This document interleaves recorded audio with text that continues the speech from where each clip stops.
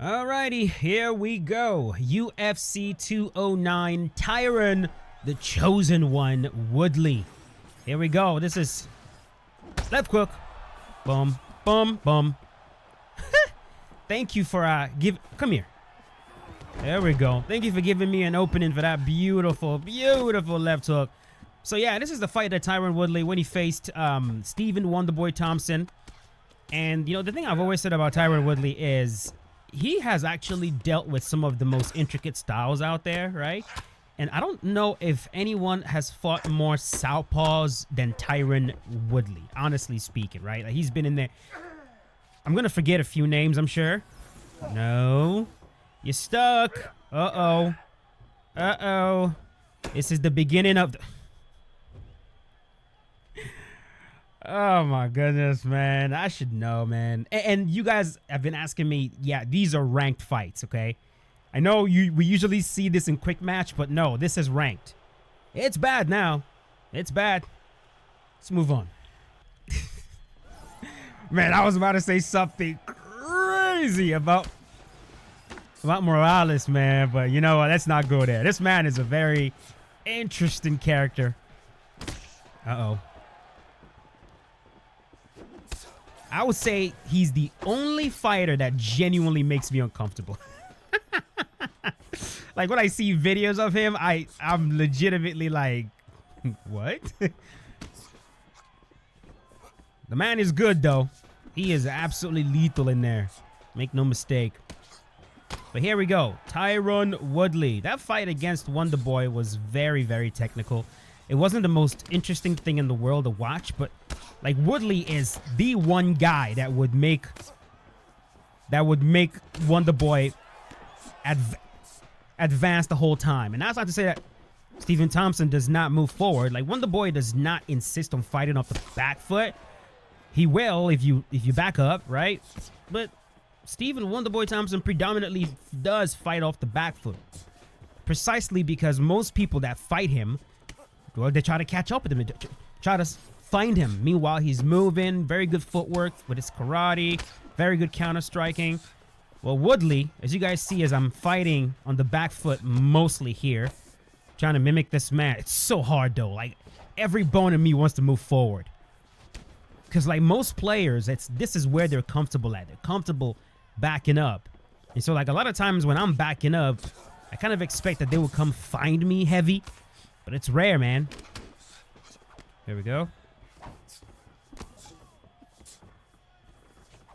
This guy is doing a good job switching stances, though. Stopping me from... No. Let's not do that. Stopping me from, like, really working his legs. This is what I want to do. He's blocking some of these leg kicks very well. Oh, got cut. But yeah, dude. In that fight, and it just seems like there's nothing that can be done. There's nothing Tyron Woodley can do to, like, change this style, this thing he does where he backs up the whole entire time and fights off the back foot. It doesn't seem like there's anything he can do. Like, I'm sure his coaches have tried. I'm sure he's seen the negative results, but it's like, even recently, I mean, this man was backing up. Bro, if you go to my body like that again, you're getting KO'd. Even recently, his boxing match against Anderson Silva, this man was backing up against Anderson Silva, man. And that's how he got freaking KO'd. Standing with his back against the ring. Shit's crazy, man. Oh, yeah. Come on, bro. Let's go. Come get me.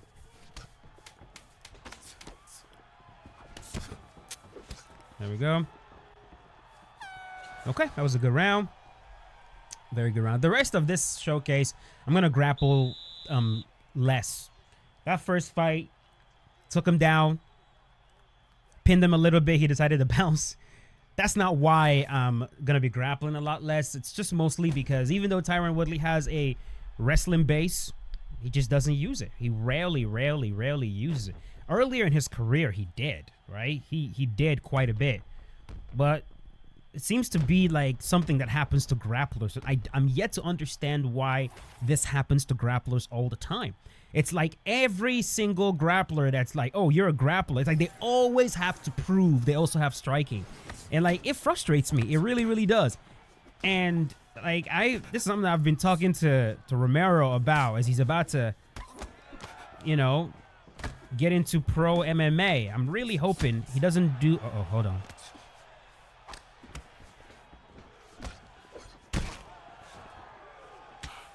Wow. I'm a good player has showed up. I'm a good player has showed up. All right. It's something I'm really hoping he doesn't do, because, like, you don't see strikers do that, right? You don't see K1 champions or, you know, enter the octagon like Israel or Poatan. You don't see them enter the octagon and then, oh, I want to prove that I can grapple. And then they start, like, every single fight shooting takedowns. No, they do what they do best. And when I see guys that, like, have spent their whole lives learning how to wrestle, and then when they get into MMA, they abandon a skill you've spent damn near your whole life honing. And it's just, it's so disappointing to me. Now, we see that all the time. Tyron Woodley, freaking Michael Chandler, even Bo Nickel. It's starting to happen to him as well. And I think what happens is, there we go. I think a lot of these wrestlers end up having power in their hands. And when they get that first taste of the KO, like when they hit somebody and like, whoa, stand up, leg kick, left, boom, there we go. Clean. Clean. But yeah, it's like when they get that knockout, when they hit somebody and they hurt them, and they're like, oh shit, I actually have power. Damn. All right, I'm going to try to use it again and again and again. And even Justin Gaethje has a wrestling background. You know, next thing you know, all of a sudden, they are predominantly strikers, you know? And this is why Khamzat Chimaev has been as successful as he has. Because no matter who he's in there with, he does not veer away from what he does. It might not be the most fun thing in the planet to watch, but you're not beating Khamzat Chimaev. You're not going to beat him because he's not going to stand there trying to strike with you the whole time unless you earn it. You have to earn the striking with him. And that's how it should be, in my opinion. Anyways, one more. Prates. Come here. Touch this glove. Thank you. Thank you. To the body. Uh-huh. Hey. There we are. Uh-oh. Come here. Classic Tyron Woodley. Back against the cage.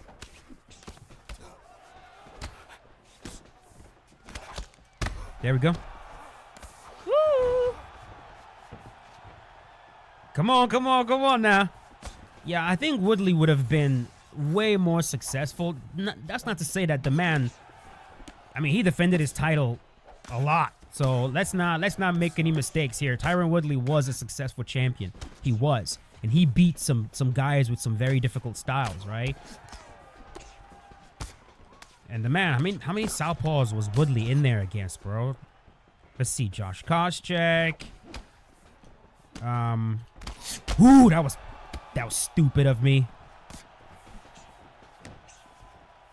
I think it was Josh Koscheck. I remember Darren Till. Of course, I remember. I'm sure he fought Dos Anjos. Did he fight Dos Anjos? I mean, RDA fought everybody, so I think he fought Dos Anjos. I think he definitely fought Kobe Covington, another southpaw. He fought Damian Maya. Oh shit! I'm talking way too goddamn much. He fought Damian Maya. I'm drawing a blank. I know it was a lot. It was a lot. It's more than I can remember right now. Jesus Christ.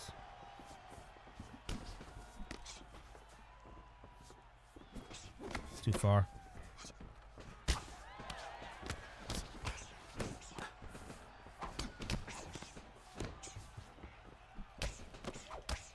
There we go. Another one. I wish I wish they would like pressure me hard. Cause like I don't want these fights to go to a decision. Cause like they're not, no one is like pressuring me hard. It's so rare to run across a player that does that these days. It's so rare. So rare. There we go. There we go. There we go. Right there, right there, right there, right there, right there. No. You see, like everyone's just more comfortable. Yeah, they're just more fuck. God. Okay, let's lock in. You gotta lock in, bro. You gotta lock in. You gotta lock in.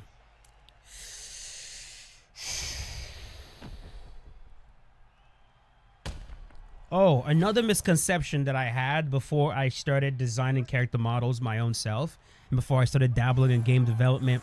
I always used to think that just because a tattoo is in the game, or just because a certain hairstyle is in the game, or a certain beard style is in the game, that they can easily turn it into an asset. And what I mean by that is like they can easily extract it from the model and turn it into an asset that can then be applied to other models. And when I say ease, I mean easily. Now, it can be done. It's not impossible. But a lot of times it's not just an easy unplug, right? Like, oh, just take the beard from Woodley and just assign it to this guy. No. A lot of times, not a lot of times, these beards, like, it was probably, maybe it was done in, maybe the beard was done in, I don't know, whatever software they use. I think they use ZBrush. I'm pretty sure the UFC team, they use ZBrush to sculpt these characters, and you can sculpt hair in ZBrush. So I think a lot of times they'll do the hair simulation and all that in ZBrush or whatever software they use, but it is tailored. There we go, tailored to the fighter. So they can't. It's not just like an asset that they make that can then like a pair of gloves, for example, that can just get applied to like every other model, right? So I used to ask, man, if you have all these unique hairstyles and unique beards, why can't we just assign them to our character models, not our character, our created fighter in career mode? Why do we only have like a few select hair presets that we can do for our fighter in career mode or when we're creating a fighter? And it's just those are the only assets they created. That's it. They can't just like, it's not an unplug and then just like, oh, just take the hair and put it in career mode. That's not the way it works. Oh, too far. Should have thrown a head kick though. So the more I learn about this stuff, the more I understand the limitations they're working with, and the more I can actually be realistic when I ask for stuff. Like, one more thing that I'm not going to be asking for again until I can personally figure out the right way to do it is having them remove the invisible wall, because I figured out why it's necessary. Recently, I figured out why it needs to be there, and it's like, son of a gun. There we go. Game development is one of those things that like, hey, made a mistake with that one. Made a mistake. It's one of those things that like, there is a solution to every single problem, but like it kind of requires like a lot of innovation. And that's what I'm hoping we get in UFC 6. Because if you guys have been paying attention to what's been going on with Rockstar and GTA, bro, the amount of innovation we're going to see in Grand Theft Auto 6 in terms of the new tools that they've designed specifically for GTA 6 to solve a lot of problems that like no one else has solved, it's absolutely mind-blowing. And that's the sort of thing that game developers have to be doing to solve some of these issues. They have to innovate and create a new solution that like no one else has done before, like the way EA did with vulnerability. Just, oh my god, I will never stop praising them for what they did with vulnerability. It's the standard right now. Every other game has to match or try to surpass that, you know? That's the kind of shit that like, anyways. Let's stop right here. Hope you guys enjoyed this fighter showcase with Tyron, the Chosen One, Woodley. If you did, go right ahead and leave a like on the video, and I'll see you guys later with the last one, Machida. Peace out, boys. Have a good one.